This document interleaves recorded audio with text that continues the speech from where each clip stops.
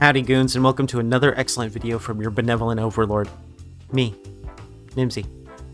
I mean, who else? Are you seeing other overlords? You'd tell me if you were, right? Anyway, there is so much you can do with retro handhelds, like play awesome old games, listen to music, read ebooks, and, play more games. But did you know there are things you absolutely shouldn't do with them? Good thing I'm here to tell you what they are. Where would you be without me? You're so lucky to have me. Don't let it hit zero. You might have done this as a kid. You never want to put your games down. It's understandable. Or maybe it's more likely that you just forgot to charge it. Or maybe you used a AA battery system before you got one of these newfangled lithium-ion batteries. If you're new to lithium-ion, welcome to the club. They're great. I love them. They're so cool. Like, did you know that you can recharge them? Like, how cool is that? You have no idea how many of these I went through before this. If Ambernick ever goes out of business, it's because I finally stopped buying them in bulk. There are some downsides to lithium-ion batteries though, and that's spicy pillows, and you do not want to lay your head down on these. These are the evolved form of your battery that makes them much more lethal, like Pikachu evolving into Raichu, but Raichu explodes, destroying your home and you in the process. This is caused by a variety of factors, but one of the big ones is letting your battery hit zero. So if you're a retro gamer, you're a nerd. I'm so sorry you had to find out this way. But it's okay. Being a nerd has its perks. Like, you get to hear me, your overlord, explain the science behind this. It's not a ton of science. I'm not good with science. I can't even really do math. Draining your battery to zero is called a deep discharge. I'm sure there's a joke in there somewhere, but I'm not going to go looking for it. But this is what it's called when you empty the battery below its optimal level, so below 0 to 20% for a lithium-ion battery. This is based on the amount of amps a battery has and the performance of said battery types. Lithium has a depth of discharge of 80 to 100%, meaning they can effectively use the entire battery, or most of it, with little to no issues. But if you leave it at 0 or in its danger zone for a little too long, you risk shortening the battery's overall lifespan, as well as causing damage to the inner workings of the battery and the eventual releases of gases. There are other ways to cause spicy pillows, but in general, these issues cause more than potential bloat, like the shortening of the battery lifespan, as I said, or just killing the battery in general. So don't let your device go below 15%. If you think you won't play it for a while, ensure it's fully charged and full powered off. Don't overcharge it. Yeah, this is one of those damned if you do, damned if you don't kind of situations. You kind of have to Goldilocks zone it. Overcharging is caused by leaving a device on the charger for too long, causing it to try to fill the battery beyond its capacity. Thankfully, many modern devices have protections to prevent this sort of damage. Some devices will shut off the charge port when reaching 90%. There's a setting for this on the Switch too. Others will shut off the flow when full. I've read that these devices do have these protections where they shut off the flow when full, so it might not be a problem for you, but still, I think it's something people should be aware of. And some of these companies might be cutting corners when it comes to the battery. We don't know for sure. They haven't been around for much more than 5 years, while the hobby's only been super popular for like the past 5 years.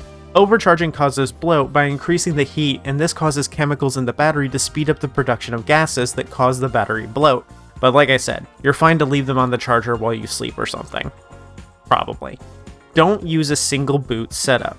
You might have noticed that your handheld has 2 SD card slots. This is for something we call a dual boot setup. Many devices have internal memory and will use that to store the operating system like your phone does. The Retro Pocket does this, for example. But most of these devices in the retro handheld hobby have no internal memory of their own. The majority of Ambernick devices under the $100 mark do not have internal memory. This means that the first card slot is used for storing the operating system. The second is an optional storage slot for more games. Some people will store their games and their operating system on that first card, and this can be problematic in the long run in a few ways. The first issue is that something can always fail. Nothing is 100% foolproof. If something happens to the operating system on the first card, you might need to reflash it. This is when you remake the card that has the operating system on it. We have to flash the operating system onto it because that's just how it works. Sorry, that's not a very good explanation. Let me give you the long explanation. Every SD card is made up of segments called partitions, and these are like rooms in a spaceship. Each room has a function: the engine room, the warp drive room, the command center, sleep quarters, and the toilets. If any of these aren't just right, the whole ship will cease to fly. These partitions can't be easily created manually. You have to have an engineer to build them for you, and flashing is that engineer. You can't just copy the whole spaceship because you're not an engineer and you don't understand how these things work. So we flash operating systems onto cards because it's the only option. A reflash involves entirely wiping the memory of the said memory unit. So if your OS is bugged or broken and you want to update, repair, or change to a different one, you'll need to format and then flash that SD card again. Now, if all of your games and saves are stored to that first card and your OS breaks, well, you can say goodbye to that 200-hour long Morrowind save. Even if the bug doesn't entirely break the operating system, oftentimes the only fix is a reflash. I was just talking about this on Reddit with someone, but sometimes an OS will read the battery levels incorrectly. One way of fixing that is a discharge, and you already know why we shouldn't do that. The other option is, of course, to reflash the memory. Dang it. You saved everything to that one card. Well, now you have to choose whether you want to spend hours backing everything up, formatting, flashing, and re-downloading, or just deal with the annoying issue even though you don't want to. If you have a second card where all the games and saves are stored, then you don't have to worry about a little reflash. It takes maybe 30 minutes. Who knows, you might even update your version. Don't use the included card. Oftentimes when you get a new device from a company like Anbernic or Powkitty, you'll get everything on a single SD card. This SD card, like many things, is better suited for the landfill. These cards are not just cheap, but they're slow and they're ticking time bombs, especially the blank brandless ones. There's a saying, you get what you pay for, and that's never been more true than it is in tech. These SD cards are so cheap that they're often just included in the price of the device for free. But if you're someone who is still adamant about using a single card setup, then you just put yourself in the worst case scenario. That card will fail you, unlike me, because I love you, boo. Every single card I've received from a handheld manufacturer has died after a single reflash. This means a significant data transfer could just kill it, or, a series of low-end transfers over time. It's seriously just much better to toss out the original card unless it comes from a name brand that you recognize. Personally, I always toss them and buy a brand new On or SanDisk brand card because anyone can paint a card to look like another card. On is the Waldmart brand, and while that might sound bad, here's a secret. Here, come here, getting close. Waldmart brand is the same as the name brands. They buy them wholesale and repackage them with the same brand. You can back up now. It was uncomfortable feeling your hot, gross breath on my pristine white fur. On as a brand is pretty reliable. I've had no card issues with them, nor with the TVs, monitors, or cables that I've gotten from them. Which is kind of funny because I was just talking about how you get what you pay for, so now I'm kind of scared about what's going to happen next with them. Maybe my monitor explodes in this recording. Maybe you should stay to the end to find out. Their headphones suck though. Maybe that's where they're cutting the corners. Also, another bonus free tip, great value chicken strips are legit better than anything Tyson puts out. I eat Walmart's great value strips sauceless. Sponsor me, Walmart, and I promise I'll pronounce your name right next time. If you're just getting into this hobby, it might be a bummer to hear all of this stuff, but I'm not doing it to be elitist or mean. Unfortunately, this is just the current state of these devices. I want you to have a great experience with this. And if you don't believe me, think of it from a business aspect if you want.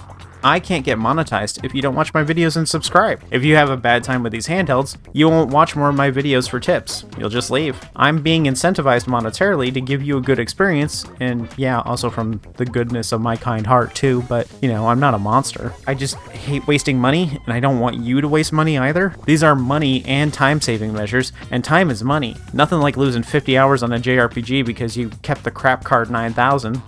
Don't buy a handheld for the built-in ROMs. Like I said with the previous section, these cards suck. They suck booty cheeks. If you're replacing the card and flashing a new one anyway, then it doesn't matter whether it came with 10,000 games or a billion. Even if you don't heed my advice, there are a lot of reasons to not buy a system based on the included games. The first is that these come from Chinese companies and we aren't their main audience. When news of tariffs first hit, they dropped Americans almost immediately. We just don't buy from them as much as their other closer audiences. As such, many of the games included will not be in English. By the way, ni hao to my Chinese viewers if you're watching. I love you, but not enough to learn your language because I'm a big dumb American rat.